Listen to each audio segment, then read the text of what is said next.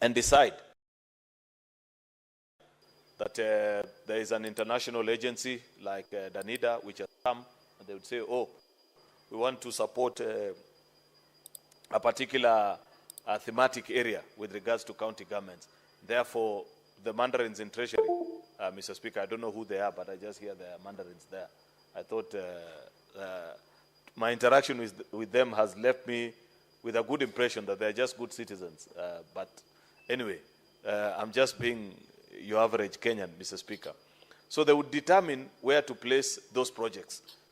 And many times, we found out that those projects were specifically positioned in certain counties with no regards to any scientific evidence, Mr. Speaker, or framework of where to follow. So you'd say, oh, we want to pilot. In fact, the easiest way to do it would say, they would say that we are piloting this project.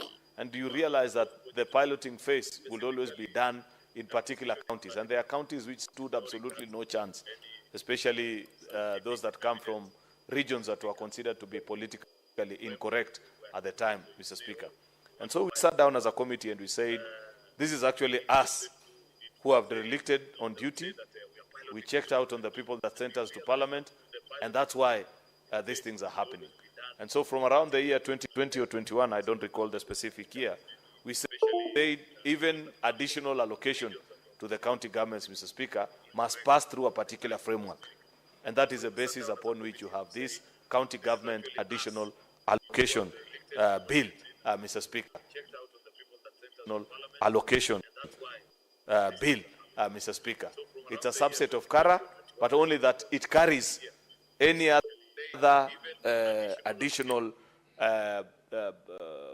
resources that are going to our county governments, Mr. Speaker, and the justification being provided therein, so that you are able to read and understand, Mr. Speaker, and appreciate that this is the amount, this is why this county is getting, this is why this county is not getting. Like Senator Mungatana, who seconded this bill, mentioned, for example, if there is no mineral activity of note in your county, then you don't expect to benefit anything from the, I think in this year's additional allocation, Mr. Speaker, is for mineral rights, actually, Mr. Speaker, is 2.93 billion. And this is money that has accrued from 2016. You know, sometimes I get surprised, Senator Mungatana. People tell us, oh, this administration doesn't care for devolution. If those that were there previously cared for devolution, why did money from the mineral rights stay in the coffers of the National Treasury from 2016 up to date, Senator Mungatana? Why is it that it is only in this financial year that you're eventually saying, what doesn't belong to the national government, send it to the counties?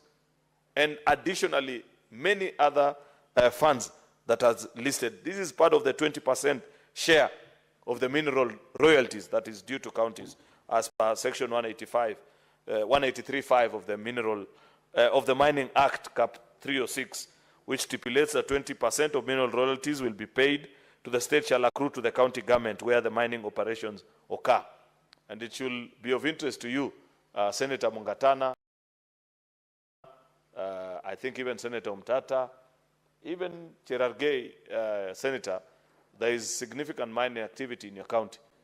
It is important that we put proper framework for that particular space. There's a lot of artisanal mining activities across the western belt. If you overfly Busia, Vigori, Siaya, Kisumu, you'll see some round holes with water filled inside.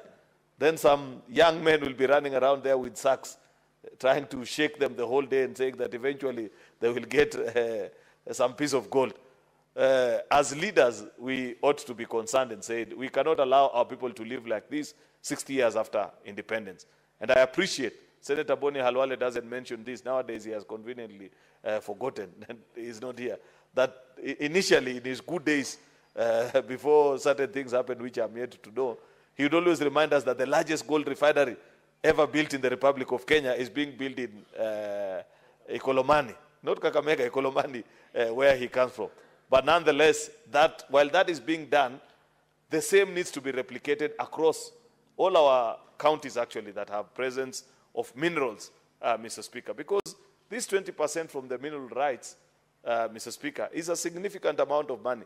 And if we are able to grow that sector, Mr. Speaker, and ensure that it earns the country a significant amount, because it's not for lack of good amount of minerals, Mr. Speaker, that Mr. Speaker, that our country doesn't have a mature mining subsector. It is a fact that we have not created a proper regulation of that environment to attract investment. If you want to carry out significant, why all the serious players in the mining sector will never come to a country like Kenya, Mr. Speaker, is because of the difficulties that it will take. First of all, to secure community rights is a problem. Senator Eddie will show up with his sanguenas and say, oh, this land belongs to us. This man cannot mine until, I don't know, they do this.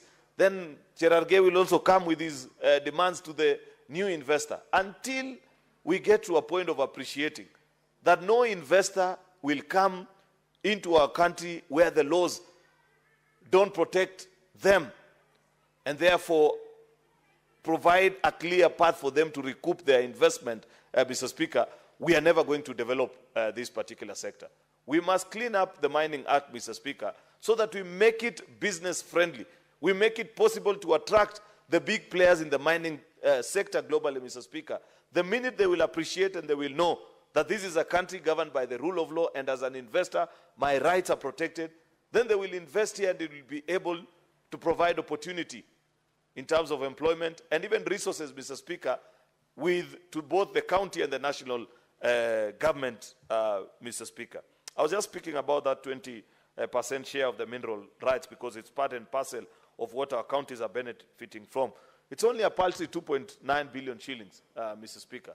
And like I've mentioned, this is a crude amount for a significant number of years, which tells you that if you want to know how much was paid as mineral royalties for the last, I don't know how many number of years, you just need to multiply that figure by 5 times. It gives you almost 15 billion shillings. I believe strongly that the country can earn upwards, perhaps even 10 times of that particular figure. And that is a challenge that we must pose to the new leadership at the helm of the Ministry of Mining. The Cabinet Secretary must give us a roadmap.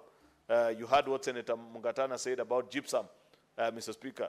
That is actually driving up the cost of cement, because now people, the minute we banned the mining of gypsum locally, Mr. Speaker, people have to import from countries as far as Tanzania.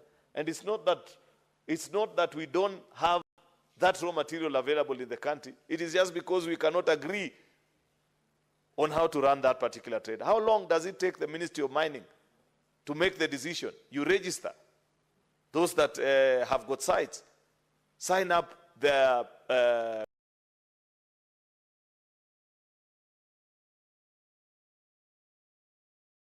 forwarding contracts with where they are taking those minerals, Mr. Speaker. If we continue to take the length of time that you are taking to make those decisions, no investor will.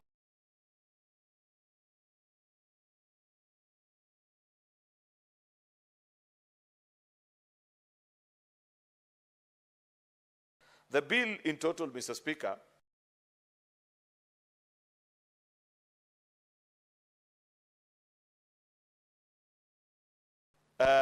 distributes close to 70 billion